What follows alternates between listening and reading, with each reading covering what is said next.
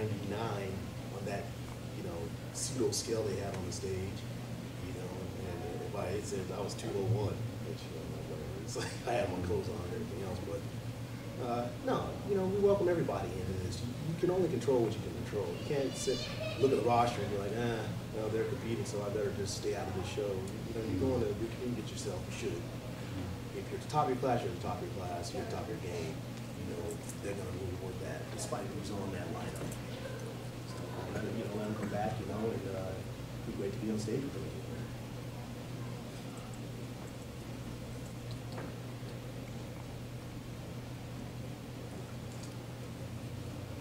How do you avoid exercises that can keep you stagnant in your growth?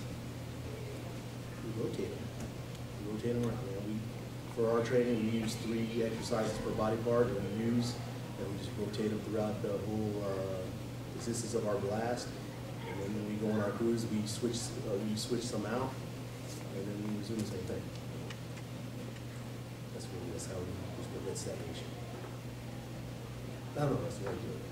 I don't know, I think it's more of a mental thing. I mean, you're always going to, there's only so many exercises that are out there. There's only so many exercises you can do. You know, so now it comes up here, you know, how are you going to think through this thing? You know, what do you want to accomplish with this thing? What are your goals? You know, and how bad do you want to get them? Is heavier better or lighter? More reps?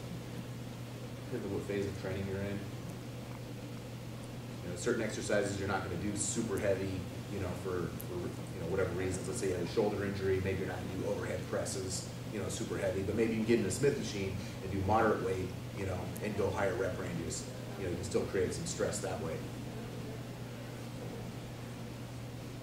A lot of it's trial and error to what your body can handle. That's why it's like you really got to know what you're capable of, you know, and it comes from pushing yourself. You know, push yourself to the limit each workout, and you know, figure out what exercises mechanically you're strong at. You know, you'll have everybody's predisposition for certain movements, you know, and capitalize on those. You know, you find out that, hey, I'm good at benching, you know, capitalize on it. You know, use that as your tool, you know, as your you know, workhorse for that body. Or Dennis James. I know that when you were competing with Ronnie Coleman, you were a lot more, you held a lot more mass. How is it that you have decided to trim down that it would really been a good decision? Well, well, first of all, my body is, how can I explain that? You know, for me, it's easier to get big. For me, to trim down, that was basically, I had to change a lot of things. And in order to do that, you know, I got to a point where I wasn't really sure if that's the right thing. But the thing was, back then there was Ronnie, so everybody was following Ronnie trying to get big. You know, not everybody could get big. So, you know, I was blessed enough that I had the body that I could really stand up there size-wise, you know, which, you know, could be a good thing or a bad thing, you know, you never know. But then when Ronnie retired, you know, and everybody was talking about it switching back to symmetry and looking for different looks, and you know, because I remember when I had that look back in 2000 and 2001, where I was, you know, basically like 235, 240 pounds on stage, you know, so I figured I'm just going back to that same look. But then again, it's been almost 10 years in between. So you mentally think you can go back to that look, but your body's telling you, hold on a second. You know, I got about 200,000 miles on you right now in the last 10 years. I don't know if we can get back there, so I tried. But basically what I did was, you know, you know, my body changed a little bit, but that fullness and that roundness and that look that I usually bring on stage, that wasn't there. You know, so, you know, people say, yeah, you look better, but I placed worse, you know, so, you know, what am I supposed to do? So I figured, you know, come back to full round look, you know, people tell you don't look good, but you place better. You know, so I'm sometimes at the point where I don't know what to do, you know, what should I do? So right now, I'm just going to, you know, let my body do whatever he wants to do. You know, I'm not going to set myself a goal, you know, how much I'm going to weigh or how big I'm going to be or how small. I'm just going to make sure I'm in shape, and no matter what it is, you know, it is what it is after that, so we'll have to see what happens. What do you guys think? You want the free? You want the super free? You want the slim I'm trim. not a super freak, but I could be a freak. What do you think? Who wants freak? Who wants super freak? Raise your hand. You want big? I want big. I like big and freaky. Yeah. 285. It's a nice, nice lightweight. Yeah. Yeah, I used, like I said, back in the days, I was like anywhere between 290 and 300 pounds in off season. And the heaviest weight at the Olympia, 06 was 260 pounds, 263 actually. So then I went down to 260 pounds in off season, and I competed in Tampa in 08.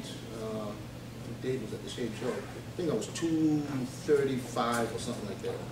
You know what? And it was a totally different DJ. For them, they said, "Oh, you know so much better." Yeah, all right, but I didn't quite feel the way I felt when I was nice and fooling around. So right now, I'm actually, like I said, letting my body do whatever he wants to do. And right now, I'm 285. So we'll see what happens. Do you guys think that that for a little while it seemed like everybody's bellies was well distended? Oh yeah. And in the magazines, they were always saying,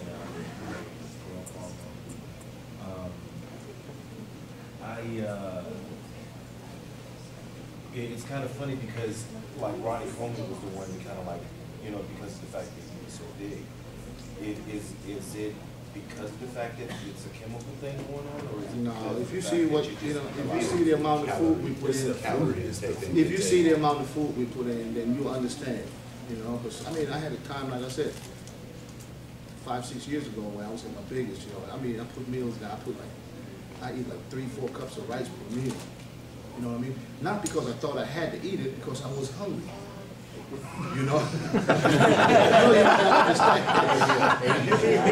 I mean, you can ask my wife. I had times where I had 10 meals a day. Tumor or tapeworm? Huh? Tumor or tapeworm? So, I mean, I was eating constantly, I'm in the middle of the night, I wake up, and she when I'm stop moving, she's like, "You hungry, right?"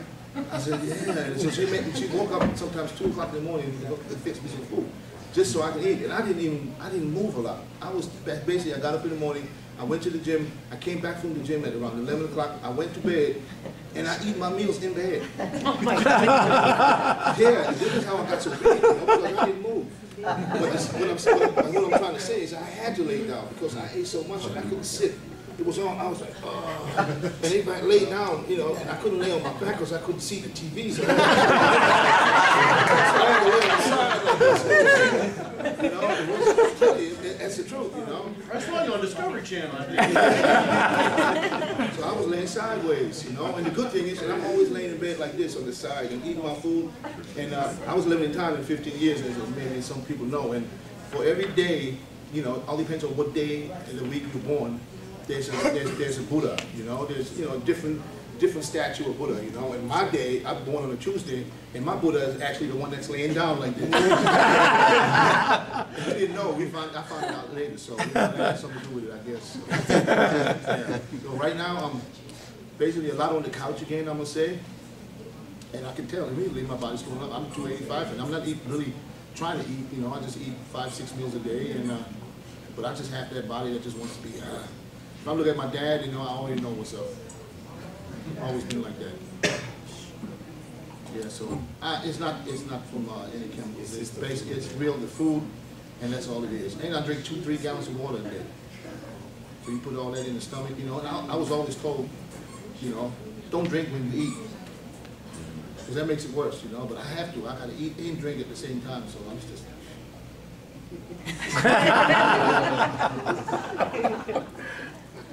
Some people here understand. What's more important, the training or the supplementation? The diet. The food is the most important. With training, basically, all I do with training is I stimulate, my muscles with heavy intense training. That's all I do. Whatever I do outside the gym is what counts for me. I can get away with 30 minutes of training a day. Because a lot of people don't realize, if you go to train or to train only, you have no business being in there more than 45 minutes. Because if you look at it this way. Is that per body part? Yeah, I do one body part a day. So look at it this way. You train one body part. Let's say how many sets? 12, right? I'll give you 16. I don't do 16, but a lot of people do 16 sets. How many reps? Depends on the body part. 60. 8 to 12. Set 60 sets, and let's say Six- 8 to 12, let's say 60 12 reps. reps.